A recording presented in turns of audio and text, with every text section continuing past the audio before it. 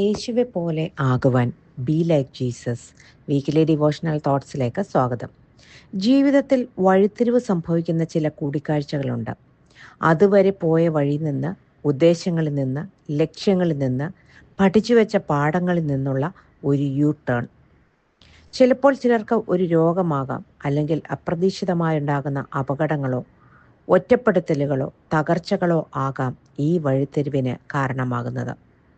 അപ്പോസ്തല പ്രവൃത്തികൾ 9-ാം അധ്യായത്തിൽ ഇങ്ങനെ ഒരു അപ്രതീക്ഷിതമായ ഒരു ഏറ്റുമുട്ടലും അതിനെ തുടർന്ന് ശൗൽ എന്ന വ്യക്തിയുടെ വലിയ ഒരു മാനസാന്തരവും നമുക്ക് കാണാനായി കഴിയും.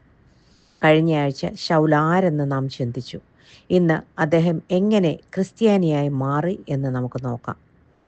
ക്രിസ്ത്യാനികളെയെല്ലാം അറസ്റ്റ് ചെയ്യാൻ ശൗൽ തൻ്റെ അനുയായികളെയും കൂട്ടി യെരുശലേമിൽ നിന്ന് 150 മൈൽ ദൂരമുള്ള ദമസ്കോസ് എന്ന പട്ടണത്തിലേക്ക് യാത്രയായി.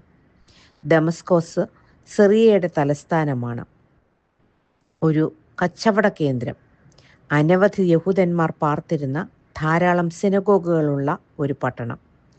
പെന്തക്കോസ്ത് നാളിൽ യേശുവിൻ്റെ സുവിശേഷം കേട്ട പലരും ഈ പട്ടണത്തിൽ വന്ന് സുവിശേഷം പ്രചരിപ്പിക്കുകയും തന്മൂലം അവിടെയും ക്രിസ്ത്യാനികൾ പെരുകി എന്ന വാർത്ത യെരുശലേമിലും എത്തിച്ചേർന്നു. അതിന് തടയിടാൻ പ്രാപ്തനായ ഒരാളെ ന്യായാധിപ സംഘം എഴുത്തുമായി ദമസ്കോസിലേക്ക് അയക്കുകയാണ്. നമുക്കറിയാം, എത്യോപ്യ ഷണ്ണനെ പോലെ ജാതികളായ പലരും യേശുവിനെ, ദൈവത്തെ അന്വേഷിച്ച് യെരുശലേമിലേക്ക് പോകുമ്പോൾ യെരുശലേമിൽ നിന്ന് ഇതാ ഒരു യഹൂദൻ യേശുവിൻ്റെ അനുയായികൾക്കെതിരായി അവനെ നശിപ്പിക്കാൻ യെരുശലേം വിട്ട് പോകുന്നു. വാസ്തവത്തിൽ യേശു ആരാണെന്ന് പോലും അറിയാനോ അന്വേഷിപ്പാനോ ശൗൽ മുതിർന്നിരുന്നില്ല, അതിന് മനസ്സും വെച്ചില്ല. അവൻ ദമസ്കോസിനേക്ക് സമീപിച്ചപ്പോൾ പെട്ടെന്ന് ആകാശത്ത് നിന്ന് ഒരു വെളിച്ചം അവൻ്റെ ചുറ്റും മിന്നി. അവൻ നിലത്തു വീണു. ഒരു ശബ്ദവും കേട്ടു, ശൗലേ ശൗലേ, നീ എന്നെ ഉപദ്രവിക്കുന്നത് എന്ത്? അവൻ ചോദിച്ചു, നീ ആരാകുന്നു കർത്താവേ? നീ ഉപദ്രവിക്കുന്ന യേശു ആകുന്നു എന്ന ഉത്തരം കിട്ടി. യേശു ഈ സംസാരിച്ചത് എബ്രായ ഭാഷയിലായിരുന്നു. ശൗൽ എന്ന് 2 വട്ടം വിളിച്ച യേശു തൻ്റെ പരസ്യ ശുശ്രൂഷയിലും ചില വ്യക്തികളെ 2 പ്രാവശ്യം വിളിച്ചതായി നമുക്ക് കാണാം. മാർത്തായെ മാർത്തായെ എന്നൊരിക്കൽ വിളിച്ചു, ഷീമോനെ ഷീമോനെ എന്ന് വിളിച്ചു, പിന്നീട് യെരുശലേമേ യെരുശലേമേ എന്നും വിളിച്ചു. ഇവിടെയൊക്കെ ഒരു ശാസനയോ ഒരു മുന്നറിയിപ്പോ നമുക്ക് കാണുവാനായി കഴിയും. നീ ആരാകുന്നു എന്ന് ചോദിച്ചതിന് നീ ഉപദ്രവിക്കുന്ന യേശു എന്ന് ഉത്തരം കേട്ടപ്പോൾ പഴയ നിയമത്തിലെ യഹോവയായ ദൈവം തന്നെയാണ് ഈ കർത്താവായ യേശുവെന്ന് ശൗലിന് മനസ്സിലായി.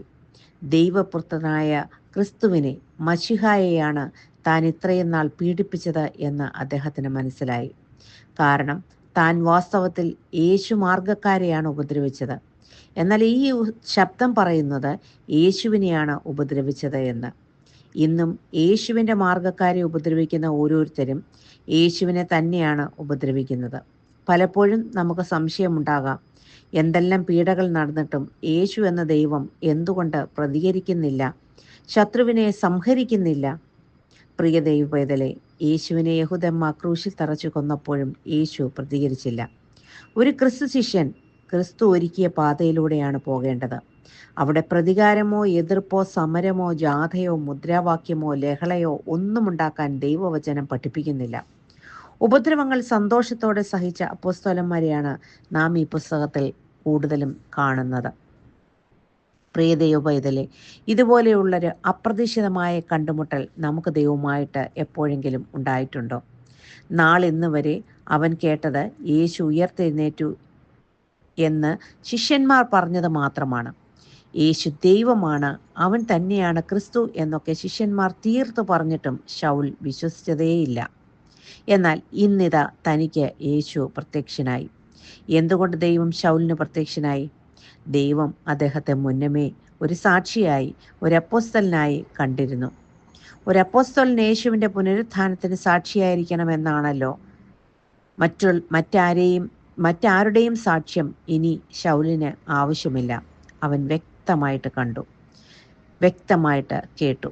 അവൻ യഹൂദജനത്തിന് മുൻപാകെ യേശുവിൻ്റെ സാക്ഷിയായി, ജാതികൾക്കും സാക്ഷിയായി, ജാതികളുടെ കണ്ണ് തുറക്കേണ്ടതിന് സാക്ഷിയാക്കി തീരുകയാണ് ചെയ്തത്.